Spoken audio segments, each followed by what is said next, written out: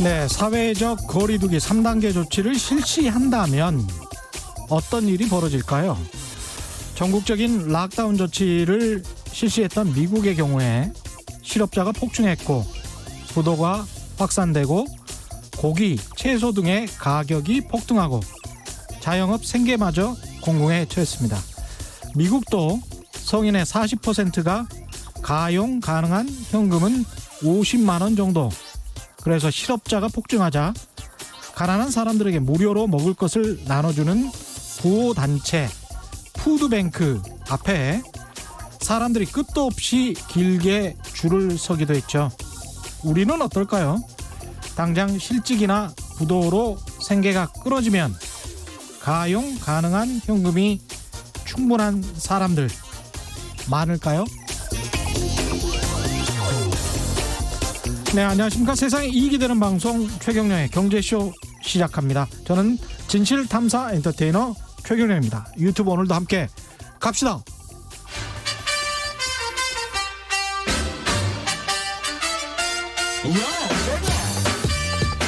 최경영이 원하는 건 오직 정의. 경제 정의를 향해 여러 걸음 깊이 들어갑니다. 최경영의 경제쇼. 네, 최경영의 경제쇼. 오늘 방송 꼭 좀 들어보셨으면 좋겠습니다. 한일 관계, 일본 경제에 관해서 관심 있는 분들 굉장히 많은데요. 오늘 어렵게 일본 와세다 대학교 국제학술원의 박상균 교수님을 모셨습니다. 오랜만에 뵙습니다. 안녕하십니까? 네, 안녕하십니까. 나오신 지 한 1년까지는 안 됐고 한 몇 개월은 된 것 같습니다. 네, 그죠? 네, 1년 돼 가는 것 같습니다. 예, 일본에서 그러면 와세다 대학교에서 지금 학생들을 가르치다가 네, 지금 한국으로 돌아와 계신 네, 건가? 지금 여름 방학이어서요. 예. 일본은 코로나 상황이 어떻습니까?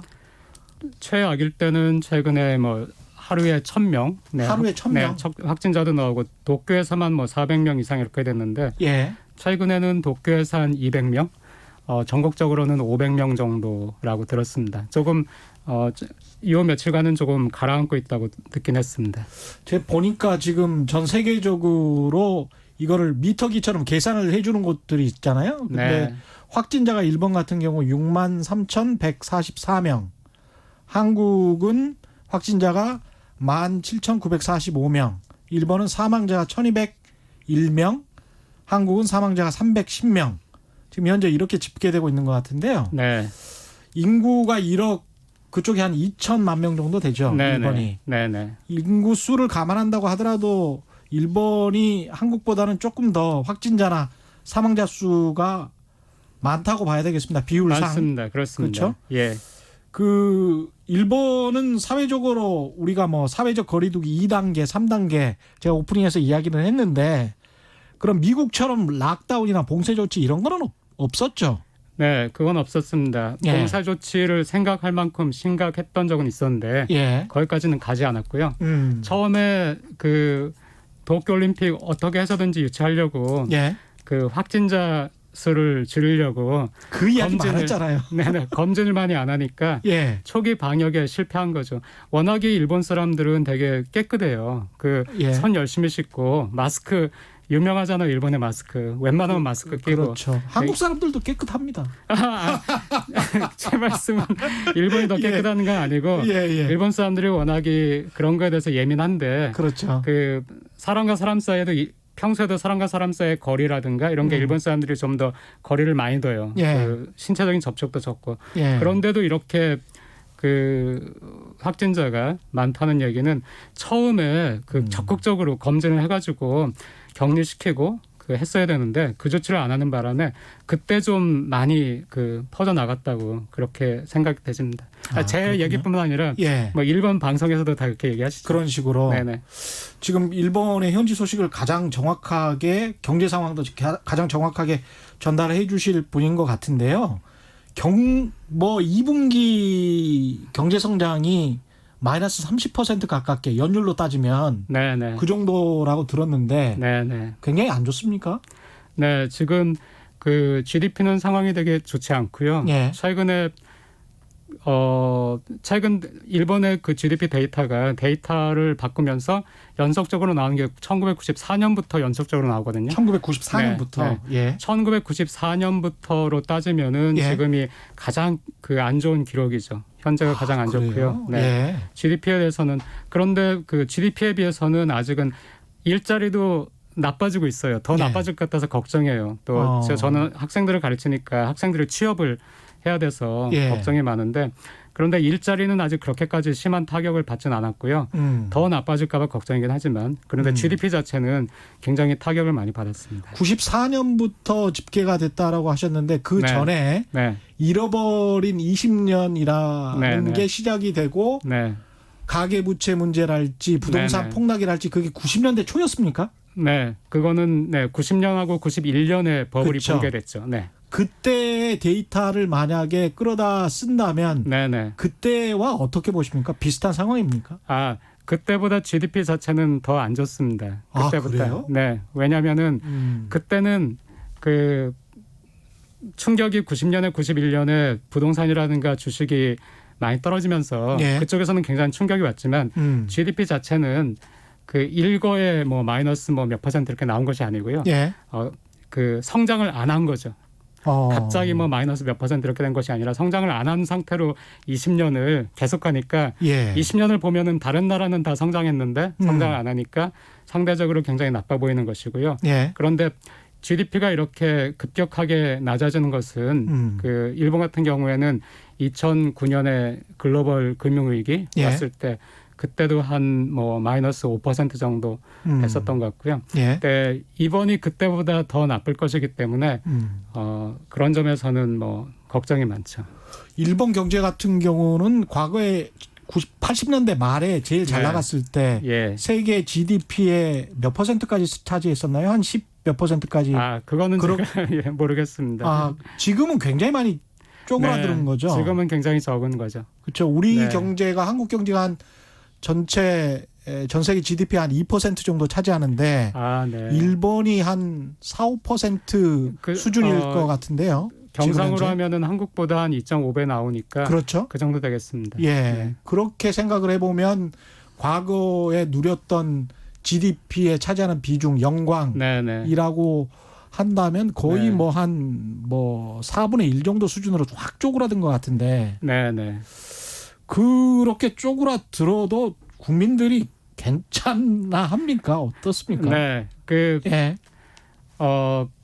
그래서 GDP에 대해서 일본에서도 말이 많은데 예. 일본에서는 지금 현재 한국만큼 GDP를 중요하게 보지는 않습니다. 여전히 굉장히 중요한 데이터죠. 예. 저도 거시경제학 가르칠 때 거시경제학 교과서 자체가 제일 먼저 GDP를 가르치고 그렇죠. 네, 예. GDP 가르치면서 그 이유가 GDP가 거의 모든 것이 지표하고 일자리라든가 다 연관이 돼 있으니까 GDP가 중요하다 이렇게 하는데 일본 같은 경우에는 GDP가 성장하지 않으면서 그 일자리는 개선된 경험을 했거든요. 예. 그렇기 때문에 GDP가 정말 그렇게 중요한가. 또 일본은 계속해서 인구가 감소하는 되게 특이한 그 경험을 처음으로 한 나라예요. 전쟁도 없이 그렇죠. 그 특별한 자연재해도 없이 그 인구가 감소하는. 근데 인구가 감소하는 사회에서 GDP라는 거는 감소할 수밖에 없지 않은가? 그렇다면은 그 보다 중요한 것은 한 사람 한 사람이 직업을 가지고 있느냐, 그리고 연금을 가지고 있느냐, 또 자기 삶에 만족하고 있느냐, 이것이 아닌가 해가지고 어떻게 생각하면은 GDP가 감소하는 나라에서 이제 자위적인 거라고도 볼 수 있는데 스스로 위안을 삼기 위해서 그런데 또 맞는 말인 것 같기도 해요. GDP라는 것보다 더 중요한 것은 한 사람 한 사람의 복지나 한 사람 한 사람의 일자리가 아닌가. 네. 그래서 그런 쪽으로 많이 일본에서는 또 논의를 하고도 있습니다. 그러니까 GDP는 꾸준히 감소하거나 정체됐었지만 20, 30년 동안. 네. 근데 일자리는 네. 줄어들지 않았다. 일자리는 2009년도 정도까지는 많이 줄었죠. 일자리가 일본 경제가 정체되거나 아주 약간 그러니까 우리가 10년이나 20년의 데이터를 보면은 연평균 뭐 0.8% 아니면 1% 이 정도밖에 성장을 못했거든요. 예. 굉장히 낮은 성장을 했는데 그렇기 때문에 일자리가 감소하고 실업이 늘고 굉장히 안 좋았던 적도 있어요. 저희가 그 일본의 뭐 그 취업 빙하기라든가 그 많이 듣잖아요. 예. 일본 청년들도 그 취업을 못 해가지고 뭐 오타쿠가 됐다든가 이런 얘기 그 시절도 겪었는데 예. 그런 시절을 쭉 겪으면서 최근에 2013년부터 2019년까지의 경험은 그때도 우리가 일본 경제가 아베노믹스 하면서 굉장히 그 좋다고 알고 있잖아요. 예. 네, 저도 이제 그런 식으로 이제 평가를 하고 2013년부터 2019년까지는 하지만 GDP의 연평균 성장률을 보면은 1%가 될까 말까예요. 연평균으로. 좋다고 하는데도. 네, 좋다고 하는데 근데 그 사이에 일자리는 수백만 개의 일자리가 더 늘어난 거예요. 아. 10만, 20만 정도가 아니라 예. 수백만 회. 그러니까 인구가 감소하고 특히 15세에서 64세 우리가 보통 이제 그 생산 가능 인구라고 하는 예. 그 생산 가능 연령 인구 그 인구는 더 줄죠. 젊은 인구가 주니까. 그렇죠. 그런데도 불구하고 취업자 수는 수백만 명이 늘어났어요. 아베 총리가 인기가 있었던 이유가 있군요. 네, 그렇습니다. 예. 그냥 아베노믹스는 어떻게 보면 일자리 창출에는 성공했다. 네. 네. 그렇게 보시는 거군요. 네, 네, 그렇습니다. 어떻게 해서 이렇게 된 겁니까? 그 기업들 결국에는 보니까 예. 일본 같은 경우에는 자영업이 10%가 좀 안 돼요. 9% 정도만 자영업을 예. 하시는 분들이고요. 예. 나머지 뭐 90%는 다 기업에서 그 취업을 하신 분들인데 그 일본 경제를 보니까 기업이 안 좋을 때 기업의 부도가 많다든가 기업의 영업이익이 안 좋다든가 예. 할 때가 확실히 일자리가 안 좋아요. 예. 일자리가 안 좋고요. 그다음에 2014년부터 2019년까지는 기업들이 그 이전에 뭐 2009년 10년 아니면 그 더 이전에 가서 뭐 2004년 5년 그때도 2000년대 초반에도 기업이 굉장히 많이 무너졌거든요. 예. 우리도 많이 얘기를 듣잖아요. 뭐 샤프니 토시바니 정말 우리 젊을 그렇습니다. 때 예. 전설 같았던 그런 기업들이 예. 네, 망했다고 하고. 근데 예. 그런 기업들이 망하면서 살아남은 기업들은 그 굉장히 위기에 갔다가 다시 재활을 한 거예요. 그 분야도 바꾸고 부활을 한 거군요. 네, 부활을 했습니다. 예. 삼성이나 LG가 이미 잠시간 시장은 포기하고 예. 이제 새로운 시장을 찾아가지고 나가면서 많이 변신하고 그 기업들이 일자리가 창출되고 거기서 또 그 하청 기업이라고 하겠나요? 예. 그 하청 기업들이 또 살아나고 하다 보니까 일자리가 늘어났고 그러면서 사회 전반적으로 경제가 그 활발하게 움직이니까 네, 일자리가 많이 늘어나게 됐습니다. 신기합니다. 그러니까 기업들한테는 경제 활동하기 상당히 좋게 해줬다 아베노믹스가. 네, 그런 그렇습니다. 측면에서는 트럼프 대통령이랑 상당히 이념적으로 일치하는 게 있습니다. 비슷하죠. 예. 여러 가지 면에서. 네. 그러네요. 네. 우리 경제에 이런 점은 좀 시사하는 점이 있을 것 같습니다.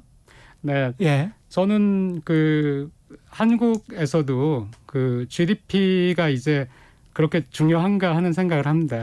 우리가 GDP 과거에는 예를 들어서 노무현 대통령 시절에 저는 일본에 있으니까 그때가 예. 2000년대 중반 일본에서는 제가 일본 기업분들을 만나면 이제 외국에 그 주재원으로 나갔다가 들어왔는데 뭐 호주에서 왔다든가 아니면 내가 중국에서 왔다든가 근데 만나면은 일본 주재원들은 전부 힘이 어깨가 쳐져 있는데 아주 막 활발한 사람들은 한국 주재원밖에 없다. 예. 근데 그때 한국의 GDP 성장률은 한 4% 5% 됐는데 우리는 노무현 정부 때. 네네. 예. 우리는 과거에 7% 8%를 기여하고 있었기 때문에 그때 막 경제 엉망이다 했거든요. 근데 지금 생각해 보면 대단한 거잖아요. 대단한 거죠. 예. 그리고 사실은 그때가 바로 삼성이나 LG나 현대차가 세계 시장에서 일본 기업들의 시장을 잠식해 나가고 있던 때였어요. 그러니까 일본 기업인들이 정확히 본 거죠. 예. 네, 한국 기업은 지금 막 활발하게 움직이고 있고 그 사람들은 어깨에 힘이 들어가 있는데 우리는 예. 축 처져 있다. 그러니까 그때도 한국 기업이 그때 삼성, 뭐 LG라든가 현대차 같은 기업들이 예. 그때 세계 시장에서 그 세계 시장을 뚫고 갔기 때문에 지금의 그 한국 어떤 경제의 위상이라든가요. 예. 네, 그런 게 있을 수 있으니까 그때 사실은 과거보다 GDP 성장률이 낮아졌지만 실제로는 기업들이 활발하게 성장하고 있었기 때문에 좋은 거였죠. 그러니까 지금의 한국도 얼마나 그 한국의 구조, 일자리라든가 아니면 복지라든가 기업의 기업의 그 힘이라든가 이런 것들을 얼마나 지금 성장시키느냐 하는 것이 그냥 GDP라는 그 숫자 몇 % 성장인가 하는 것보다 더 중요할 수 있다고 생각합니다. 그러니까 일자리 창출에 훨씬 더 역점을 둔 네. 경제 정책을 펼 필요가 있다라는 말씀이네요. 네. 예, 서강대 김영익 교수님이 지금 저희 출연도 많이 하시는 분입니다. 지금 방송을 듣고 계시는데 네.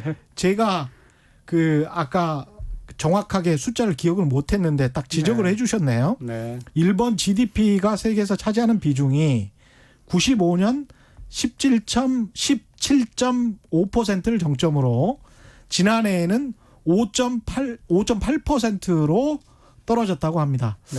거의 비슷하게 제가 기억을 하고 있었던 것 같습니다. 서강대 김영희 교수님 감사합니다. 예, 곧 또 뵙겠습니다. 계속 또 찾아와 주셔서 또 좋은 말씀 해주시고 그러면 좋을 것 같고요.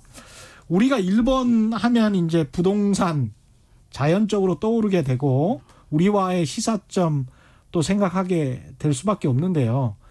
부동산 측면에서는 어떻습니까? 한일 비교를 좀 해주십시오. 네. 예.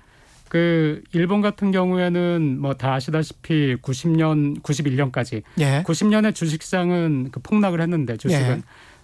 부동산은 91년까지도 그 올랐어요. 1년 더 걸렸거든요. 그 버블이 폭락하는데 그만큼 그 당시 일본 사람들도 예. 이제 부동산 불패를 믿고 있었던 거예요. 예. 그런데 폭락하기 시작하고 91년에 폭락하기 시작하고 그 15년 동안 단 한 해도 다시 반등을 하지 못했어요. 예. 2005년까지요. 그러니까 그리고 나서는 일본 사람들이 아 부동산 불패가 아니구나. 뭐 다른 말로 하면 이제 부동산 필패 이런 식으로 인식을 했기 때문에 예. 부동산 시장이 굉장히 안 좋았다가 다시 2005년 정도부터 경제가 좋아지면서 도쿄의 인구가 몰리고 또 대도시 인구가 몰리면서 그 도쿄를 중심으로 부동산 가격이 다시 반등했다가 예. 또 2009년에 글로벌 크라이시스가 오니까 예. 다시 또 부동산 가격이 금융위기? 내려갔다고요. 예. 네. 2013년도에 또 양적 완화를 하니까 그때부터 2019년까지는 거기에다가 도쿄 올림픽 기대가 있으니까 예. 네, 또 부동산 가격이 도쿄에서 올랐고요. 또 그래서 이제 이게 미니 버블이 아닌가. 예. 과거만큼 오른 건 아니지만 그래도 도쿄 안에서 뭐 1년에 뭐 4%씩 오르니까 네, 미니 버블이 아닌가 하는 그런 얘기가 나왔었고요. 그런데 이번에 또 다시 코로나 때문에 안 좋잖아요. 예. 또 올림픽도 뭐 아마 치르지 못할 것 같고 그러니까 치르지 못할 것 같습니까? 치를 수 있나요? 잘 모르겠네요. 코로나 예. 치료제나 백신이 완전히 나오면은 할 수 있겠지만 예. 네, 치르지 못할 수도 있다는 생각들을 많이 하시는 것 같고요. 그렇군요. 네, 그래서 지금 예. 부동산 시장은 좋지 않은데 한국은 그런 경험이 없어요. 그러니까 부동산이 그 오랫동안 떨어진 경험. 네네. 예. 물론 일본처럼 그렇게 일본의 그 버블처럼 한국은 그렇게 굉장히 강력한 버블이 형성된 적도 없고요. 예. 지금 그런 버블이 형성될까 봐 굉장히 제가 걱정을 많이 했었는데 예. 버블이 형성이 됐는데 그렇다 하더라도 일본만큼은 강력하진 않았고요.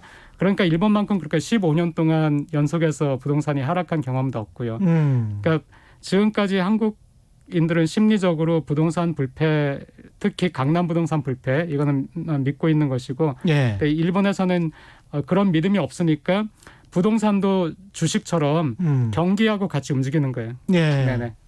한국은 부동산은 따로 움직이잖아요. 그렇죠. 네네. 예. 일본은 경기처럼 같이 움직이고요. 또 한 가지 제가 과거에 늘 안타깝게 생각했던 것은 일본은 부동산 가격이 15년이나 폭락을 했잖아요. 예. 폭락을 했는데도 그 15년이나 부동산이 폭락을 한 그 나라의 과거에 보유세라든가 그 양도소득세 이게 한국보다 더 엄격했어요. 그래서 저는 믿을 수가 없었어요. 왜냐하면은 한국은 부동산 때문에 늘 막 걱정이잖아요. 그렇죠. 부동산이 막 폭등하고 예. 또 사람들이 집을 구하지 못해서 전세를 구하지 못해서 그런데 이게 내가 한 채만 가지고 있으면은 예. 그러면 양도소득세나 이런 거에 혜택이 너무 많은 거예요. 그리고 특별 공제 혜택 같은 게 많죠. 한국은. 예. 그리고 또 이거는 이제 KBS가 다른 프로그램에서 예. 일본에 취재 오셔가지고 저도 이제 그 취재 팀한테 들어서 배운 건데 일본에 그래서 저도 이제 물어봤어요. 일본의 제 친구 중에 일본인 친구 중에 임대업 하는 친구한테 물어보고 했는데 일본의 임대업 하는 분들에 비해서 한국이 너무 혜택이 좋은 거예요. 그러니까 일본의 임대업 하는 사람이 들으면은 예. 나도 한국 가서 임대업 하고 싶을 정도로. 하고 있다. 그러니까 일본은 부동산 가격이 폭락하는 하는 그런 상황인데도 보유세하고 네. 양도세가 훨씬 더 타이트했다. 한국보다는요. 그러니까 일본도 여러 가지로 그 공제라든가 있어서 예. 부동산 가격이 너무 안 좋고 할 때는 활성화시키려고 혜택을 조금씩은 줬는데 예. 그런 거에도 불구하고 제가 2, 3년 전에 두 나라를 비교해 보니까 한국이 훨씬 작년에 두 나라를 비교해 보니까 한국이 훨씬 그 세율이 낮은 거예요. 여러 가지 면에서. 그러니까 한국의 과거의 그 세율 같은 것이 정말 지나치게 낮았군요. 네, 굉장히 특이했다고 저는 생각합니다. 지금 현재 한국 서울의 부동산 가격, 특히 아파트 네, 가격이 네, 네. 도쿄를 앞질렀다 그런 보도도 나왔거든요. 네. 지금의 가격은 어떻게 생각하십니까? 한국. 그 수요와 공급이란 걸 생각할 때는 예. 그러니까 펀더멘탈한 건 저희가 사실 굉장히 알기가 힘들고 항상 가격이라는 것은 어떤 가격이든지 수요와 공급이 만나서 결정되는 것이니까 예. 그런 점에서 여러 가지 뭐 수요 측면, 공급 측면 해서 지금의 부동산 가격이 형성됐으니까 시장에서는 어쨌든 시장 가격이 시장 가격으로서는 뭐 자연스러운 가격이고요. 근데 예. 이거를 제가 도쿄도 굉장히 큰 도시고요. 예. 또 도쿄는 인구가 지난 수년간 지속적으로 증가하는 도시였어요. 그리고 아, 그래요? 네네. 서울은 줄어들고 서울은 있는데. 네, 지속적으로 인구가 줄어드는. 예. 근데 그 증가하고 줄어드는 그 인구가 대부분이 30대, 40대예요. 그 인구가 물론 이제 그 인구가 아이들도 데리고 있지만 예. 그 인구가 도쿄에서는 증가하고 있었고 서울에서는 감소하고 있었는데 예. 그런데도 불구하고 제가 부모님 편찮으셔가지고 예. 또 이제 그 안식년 노후하기 때문에 일본 집을 팔고 한국의 집을 살려고. 아, 일본에 집을 소유하고 계셨군요. 네네네. 예. 저는 일본에 뭐 오랫동안 예. 20년 넘게 있으니까. 그렇죠. 일본에 그래서 아까 그 세율도 제가 제 아버지 한국 집하고 제 일본 집하고 비교해도 금방 알 수 있는 거예요. 재산세 그렇군요. 내는 거. 네, 재산세 예. 내는 거. 그런데 이번에 제가 도쿄에 있는 집을 팔고 한국에 살려니까 살 수가 없어요. 살 수가 없어, 서울에. 근데 도저히 그래가지고 이 일본인 도쿄에 어디에 사셨었습니까, 원래? 제가 도쿄 신주쿠에 살고 있는데 신주쿠면 우리 그 신촌 같은 그런 곳 아닙니까? 네, 예. 그 신천보단 못할 거예요. 예. 도쿄에 23구가 있는데 23구 중에서 제가 알기로 신주쿠구가 5번째로 지가가 높아요. 그러니까 강남 같은 곳은 아니에요. 강남 같은 강남은 곳은 아니지만 아니고 마포 정도는 되겠네. 그 정도 이미지 예. 하면 되겠어요. 음. 근데 물론 거기서 조금 작아요. 한국으로 치면은 이제 그 일본 사람들은 조금 작게 사니까 예. 조금 작긴 하지만은 저 같은 그 뭐 대학 교수가 제 나이에 대학 교수가 살만한 그런 집 도쿄에서 그렇죠. 네, 그런 집에 살고 있는데 그 집을 팔아가지고 서울은 고사하고 서울 경기도도 못 옵니까? 경기도도 사기가 힘들겠어요. 아, 그렇군요. 네, 네. 이게 체감적으로 재산세도 일본이 훨씬 비싸고요. 근데 최근에 한국에서 굉장히 많은 변화가 있었죠. 예, 예. 네, 그래서 지금은 모르겠어요. 예. 1년 전에는 확실하게 일본이 더 높았어요. 1년 전에는. 재산세가 네네네. 1가구 1주택이셨잖아요. 일본에서 네네네. 뭐 다주택도 아니고요. 아니시죠? 네. 야, 오늘 상당히 좀 재밌는 이야기를 많이 듣네요. 수출 규제 이야기를 좀 안 할 수가 없습니다. 1년 전인데 네. 일본이 수출 규제를 실시해서 우리 반도체 신소재 뭐 굉장히 타격을 받을 거다라고 했지만 네. 실제 결과는 그렇지가 않은 것 같고요. 네네. 어떻게 이건 평가하십니까? 한 1년 정도 지난 다음에. 네. 저는 뭐 1년 전에도 그랬지만 1년 전에도 뭐 같은 의견이었지만 그 일본에서 이 수출 규제라는 거는 굉장히 무모한 걸 했고요. 일본에서 무모한 걸 했다. 네네네. 그 수출 규제가 한국을 굉장히 뭐 떨리게는 했죠. 그리고 그 삼성이나 이런 기업들한테 굉장히 스트레스를 또 줬고요. 예. 그쪽에서도 굉장히 놀라서 여러 가지 그 활동을 했으니까. 그런데 실제로는 일본에서 그 삼성에 수출하는 그 중소기업들, 예. 그 뭐 중견기업이죠, 강소기업. 그 기업들한테는 굉장히 안 좋은 뉴스잖아요. 예, 그렇죠. 지금까지 팔던 물건을 못 팔게 되니까. 음. 그러니까 그 기업들은 타격을 받아요. 예. 그때 그 수출 규제가 있고 나서 금방 뭐 그 기업들 리스트가 증권가 돌면서 주가가 떨어졌기 때문에 그리고 그 이후에도 이제 확실히 영업이익이라 하는 것에서 손해를 봤겠죠. 예. 근데 그 몇 개의 중소기업이잖아요. 사실 그 수출 규제가 있었던 품목이라는 것이 한국이나 일본 경제 전체를 보면은 굉장히 그 작은 부분이잖아요. 예. 그 작은 부분이니까 일본 경제에는 큰 타격이 없는데 하지만은 막상 그 규제 대상이 된 일본 기업한테는 큰 타격이 있는 것인데 그거를 어떤 의미에서 무시를 한 거죠. 국가라는 그 국가의 이익을 위해서 몇 개 중소기업은 그냥 타격을 받도록. 네. 사실 국가 이익도 없었던 거 아닙니까? 일본 입장에서는? 경제적인 이익은 없을지 모르겠지만 예. 일본 입장에서는 아베 정권의 입장에서는 얼마나 자기들이 이 문제에 대해서 강력하게 반대를 하고 있는지 불만스럽게 생각하는지를 이제 어필을 하고 싶었겠죠. 그 강제징용 피해 보상에 관해서는 네네. 지금도 일본 정부나 관가 쪽에서는 인정을 안 하는 분위기입니까? 어떻습니까? 네, 일본 정부와 관가 쪽에서는 인정을 안 하는 분위기고요. 예. 네, 그리고 또 전반적으로 한국도 언론 보도라는 것은 한국의 입장을 대변하는 언론 보도가 많겠죠. 아무래도. 그렇죠. 예. 일본도 그런 언론 보도가 많으니까 자연스럽게 일본 사람들도 우리가 이미 1965년에 다 보상을 줬는데 한국에서 또 요구한다. 그렇게 네. 지금 이야기를 네네. 하는 거죠. 예. 그렇게 일본의 일반 사람들도 그런 인식을 많이 가지고 있죠. 그런 생각을 가지고 있고. 네네. 예. 하지만 이제 일본에서도 또 일부긴 하지만은 그 우리가 그 피해의 역사에 대해서도 생각을 해야 된다. 예. 한국인들의. 그래서 그 보상을 해야 된다 하는 의견도 있고요. 그런 의견도 소수지만 있으니까 일본 사람들 귀에 들리긴 들릴 거예요. 하지만은 전반적으로는 이미 보상을 했는데 한국이 억지를 쓴다. 예. 저는 위안부 그 합의에 관해서 좀 안타까운 그런 게 있는데 그 파기에 대해서 예. 그때부터 아베 정권에서는 계속해서 그 선전을 하기를 한국은 국제적인 약속, 국가 간의 약속을 지키지 않는 나라. 이거를 굉장히 많이 선동을 했거든요. 예. 그게 일본에서는 많이 먹혀 들어가서 일반인들도 그 보상을 해야 된다 하는 거를 지지하진 않고요. 예.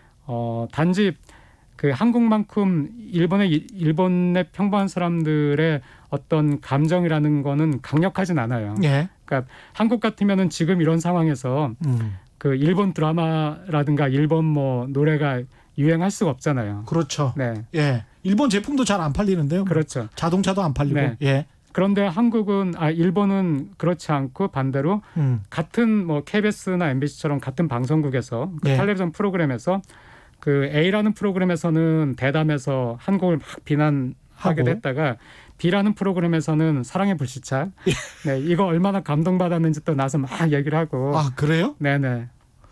참 묘하네 사람들. 그러니까 네. 문화적인 것들. 네. 그다음에 봉준호 감독의 기생충도 그렇게 네. 경탄을 했었다며요 일본 사람들이. 네. 예. 뭐 그 봉준호 감독의 인터뷰도 했었고요. 예. 또 봉준호 감독이 인터뷰를 하시잖아요. 그러니까 인터뷰는 사전 인터뷰이기 때문에 스튜디오에 있는 그 연예인들은 이제 만나질 못하죠. 봉준호 예. 감독은. 근데 사전 인터뷰를 하고 있는데 그 스튜디오에 있는 연예인들이 막 그 영화에 출연시켜 달라고 봉준호 감독한테 다음번엔 나도 출연시켜 주세요. 막. 그 정도로. 예. 참 특이합니다. 근데 이 아베 총리가 와서 이 한일 관계가 많이 꼬였는데 우리 네, 입장에서 한국 네. 입장에서는 그렇게 보이는데 네. 아베 총리가 지금 실각은 할 것 같지요. 네. 그러면 아베 이후에 네. 한일 관계는 어떻게 보십니까? 아베 이후의 한일 관계는 저는 더 좋아진다고 생각을 합니다. 그래요? 왜냐하면은 예. 최악이었거든요. 최악이었고 예. 그 재미있는 것이 재미있다기보다는 그 아베 총리가 지금이 두 번째 수상을 하는 거잖아요. 예. 첫 번째 했었고요. 근데 2007년에 아베 수상이 있는 그때 2007년에 7월달에 자민당이 참의원 선거에서 참패를 했어요. 예. 네. 계속 뭐가 잘 안 돌아간 거예요. 아베 수상이 하면서. 그래서 참의원에서 참패를 했는데 그러면은 그쪽은 의원 내각제이기 때문에 선거에서 참패하면은 그 총리가 나가기를 이제 그 국회의원들이 바라는 거예요. 예. 이 총리는 인기가 없다. 그래서 다음번 내 선거에 도움이 안 된다. 인기 있는 총리가 들어와야 된다. 그래서 당에서 계속 그 나갔으면 하는 압력이 있었는데 그때 또 아베 총리가 위안부 문제로 뭐 엉뚱한 말을 해서 뭐 예. 강제성이 없다든가 뭐 그런 일본의 책임을 회피하는 얘기를 해가지고 전세적인 비난을 또 받았거든요. 예. 그러니까 이것도 또 일본에서는 마땅치 않은 거예요. 쓸데없는 말을 해가지고. 네. 그런데 아베 총리가 그 자민당의 그 총무회의에서 7월달에 총무회의에서 그 나가줬으면 좋겠다, 결단을 내려달라 그렇게 얘기를 듣는 그 같은 날 미국에서는 미국 그 의회에서 일본의 그 위안부 문제에 대해서 사죄하고 배상하라고 사죄하라. 예. 그런 또 합의문이 같은 날 나왔거든요. 예. 그러니까 아베 총리는 위안부하고는 굉장히 악연이에요, 악연. 네. 그렇군요. 네네. 예. 좋지 않은데 그런데도 불구하고 또 나중에 두 번째 총리가 됐을 때는 뭐 세계적으로 압력이 들어오고 일본 내에서도 계속 주변에 이제 그 어드바이저들이 예. 사죄해야 된다 해가지고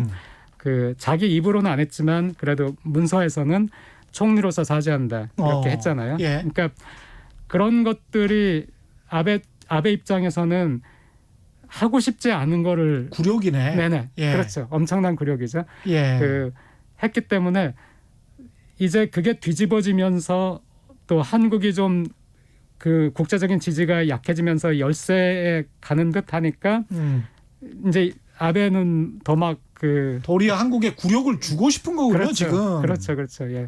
그래서 그런 상황이기 때문에 저는 단지 일본과 한국의 문제뿐만 아니라 아베라는 한 사람의 어떤 그 감정적인 문제도 있다고 생각하기 때문에 이 국제 정치에서 이게 굉장히 중요합니다. 아, 예, 그렇습니까? 개인 정치인의 플레이어로서의 그 위치는 굉장히 또 중요하죠. 네. 예. 네. 그래서 저는 그 아베 총리가 나가고 나면은 다음번에는 지금보다는 상황이 개선될 거라고 생각을 하고 예. 또 이 다음 후보가 몇 명 있잖아요. 예. 그 후보 중에는 상당히 그 과거 문제에 대해서 하지만 우리가 항상 그 생각하고 또 제 입장에서는 이해해야 된다고 생각하는 것은 예. 일본의 정치가에게 그 한국인과 같은 마인드를 가질 걸 기대할 수는 없어요. 그 사람들은 일본의 예. 이익을 위해서 일을 해야 되는 정치가잖아요. 그렇죠. 과거에 96년도에 무라야마 다마를 발표했던 그런 분들은 정말 무라야마 같은 분들은 정말 양심대로 살려는 사람이기 때문에 그런 특이한 사람을 제외하고 그런 분조차도 완전히 일본의 이익이라는 거에서 벗어날 수는 없겠죠. 그렇죠. 네, 하지만 대부분의 양심적인 일본의 정치가라 하더라도 일본의 입장을 대변할 수밖에 없는 상황이지만 예. 하지만 그렇다 하더라도 일본 국민을 향해서 우리가 과거의 역사를 직시해야 된다든가 예. 우리가 과거에 침략했던 것은 침략이었다 잘못된 것이다 식민지 지배는 잘못된 것이다 라고 얘기하는 사람들이 자민당에도 있어요. 그런 사람들 중에 지금 유력한 후보가 있습니까? 아베 네. 대타가? 제가 있는데 예. 제가 정치 쪽은 전공이 아니라서 이름까지 말씀드리긴 어렵고 그렇군요. 예. 다행히도 있긴 있네요. 그러면 네. 자민당 내에. 네, 있습니다. 근데 예. 그 사람이 될지 어쩔지 모르겠어요.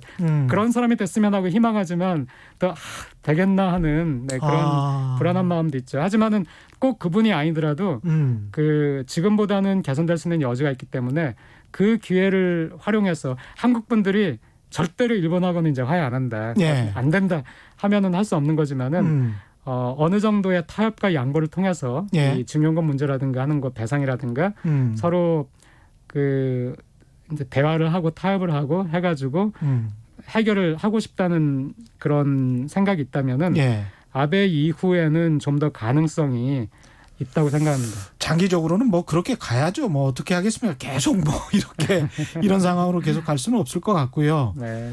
일본이 아까 하이든님이 아주 좋은 질문을 해주셔서 저도 그 말씀하시는데 참 궁금했어요. 돈을 풀어서 아베노믹스가 네. 보통 좀비 기업을 양산하고 계속 이렇게 좀비 기업을 유지시키는 네. 그런 역할을 하지 않습니까? 돈이라는 게. 네. 근데 돈을 풀면서 구조 개혁을 성공하고 혁신도 했다는 네.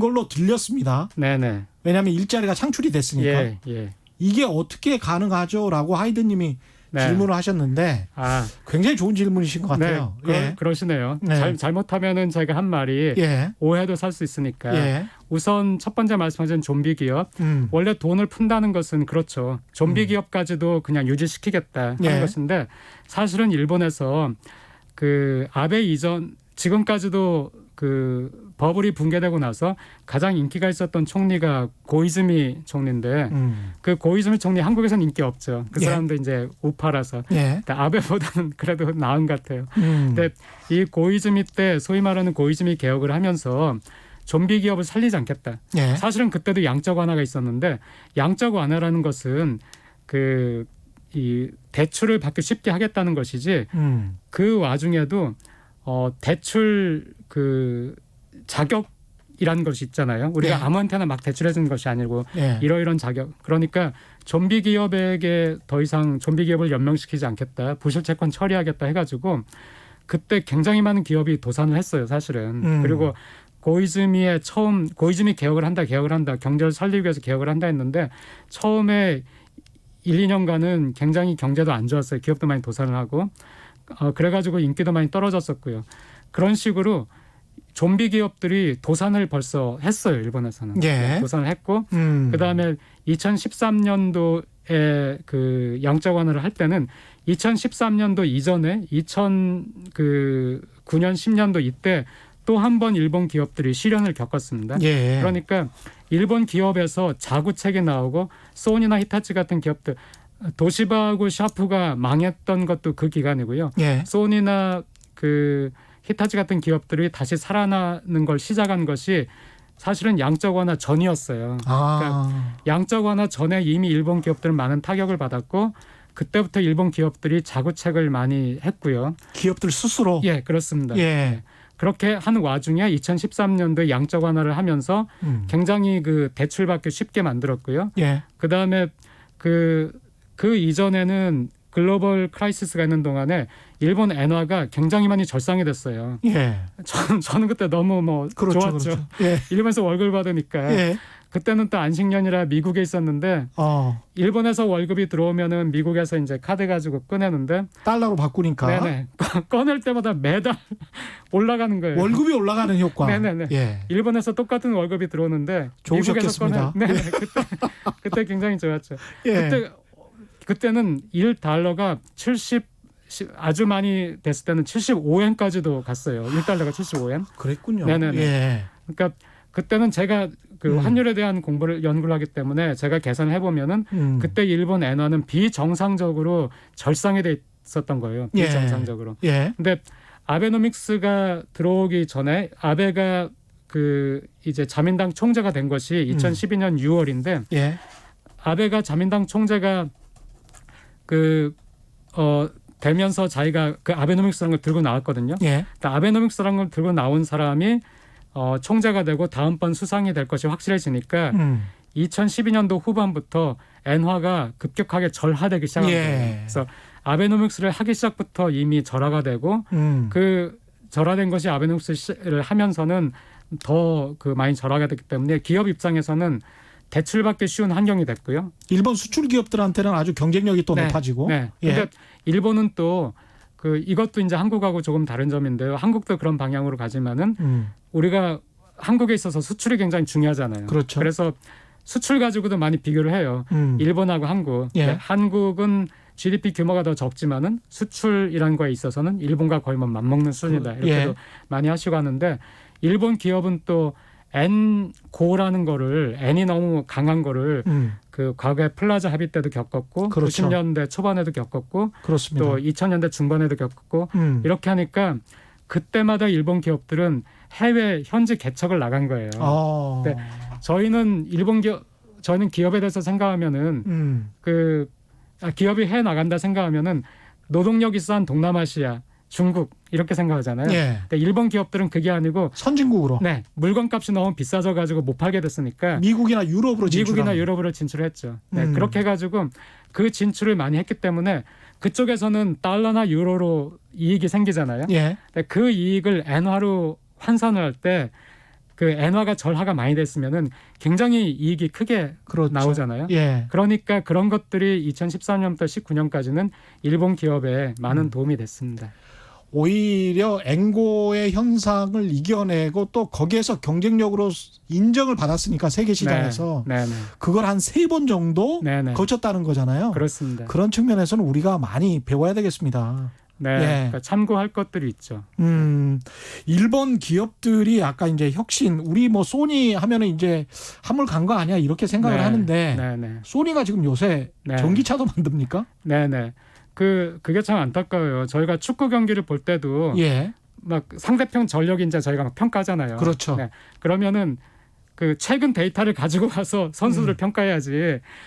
10년 전 데이터 가지고 와서 상대편 평가한다고 하면 너무 우스운 거잖아요. 그렇죠. 그냥 소니 뭐 TV도 잘 못 만들잖아. 뭐 예, 이렇게 이야기를 하는 거죠. 맞습니다. 예. 그러니까 과거의 소니가 아니고, 그러니까 소니가 전기차를 실제로 그 전기차를 만들어 가지고요. 예. 그 쇼 같은 데 내보내고 보여줘요. 전기차를 만들겠다는 것이 아니라 전기차를 만들 수 있는 능력이 있다는 거. 그러니까 소니는 전자기업이니까 전기차에 들어가는 부속품들을 굉장히 우수한 거를 만들 수 있다는 걸 보여주기 위해서 예. 전기차도 만들고, 도요타 같은 경우에도 자동차만 가지고는 안 되니까 스마트시티. 스마트 시티. 네, 스마트 시티요. 현대차도 그래서 스마트 시티에 대한 구상을 발표를 하긴 했었는데, 예. 다른 점이 도요타는 이미 부지를 물색해가지고 착공은 언제부터, 완성은 언제까지, 그리고 그 이제 마스터 플랜 이런 것까지 다 발표가 됐거든요. 그건 뭐 텔레콤이랑도 연결이 되고 그쵸? 여러 가지를 네. 해야 될 것 같은데 네네네. 그걸 자동차 회사가 합니까? 네, 자동차 회사가 하지만 말씀하신 것처럼 예. 그게 5G하고 다 연결돼야 되니까 예. 통신 회사하고 다 협업이 되는 거죠. 그러니까 굉장히 거대한 프로젝트가 기업들의 협업을 통해서 이루어지는데, 최근에 한국도 뭐 LG라든가 삼성이라든가 현대차라든가 예. SK라든가 기업 총수들이 회동하면서 예. 협업에 대해서 논의를 하잖아요. 대기업끼리의 협업, 네네, 경쟁만이 아닌. 그렇습니다. 그게 일본에서는 2, 3년 전부터 제가 그래서 그 춘추 전국시대라고 그 표현을 해봤는데, 예. 춘추 전국시대라는 것이 서로 싸우면서 협력하고 또 싸우면서 협력하고 막 난리가 나잖아요. 그래서 일본에서 그게 2, 3년 전부터 진행이 됐고요. 네. 그런 점에 있어서는, 근데 한국도 이제 지금 뭐 올해 보니까 많이 그걸 하시더라고요. 그렇죠. 그래서, 삼성전자 부회장과 현대차 부회장이 만나가지고 네네네. 악수를 하고 네네네. 또 배터리도 뭐 SK 이노베이션도 마찬가지고 네네. 그렇게 협업을 하는 거를 말씀하시는 거죠. 예, 그렇습니다. 그러면서 함께 이제 혁신을 해 나가고 네네. 좋은 제품을 같이 만든다. 네네. 재밌네요. 이 마지막으로 지금 한 뭐 6, 7분 정도 남았는데요. 네. 일본 제가 좀 신기한 게 경제 네. 위기 상황에서 일본 엔화가 굉장히 강세입니다. 네. 그때마다 그런 강세 상황에서는 아무리 내수 시장이 좋다고 하지만 네네. 충분히 휘청거릴 만도 한데 또 네네. 버텨낸단 말이죠, 엔화가. 네네. 네. 그러면서도 또 이번에 뭐 경기 부양책으로 돈도 또 엄청나게 찍어내요. 맞습니다. 네네. 그 또 어마어마한 부채를 또 가지고 네. 있었습니다. 10년, 네네. 20년 동안. 네. 이거 어떻게 견딥니까?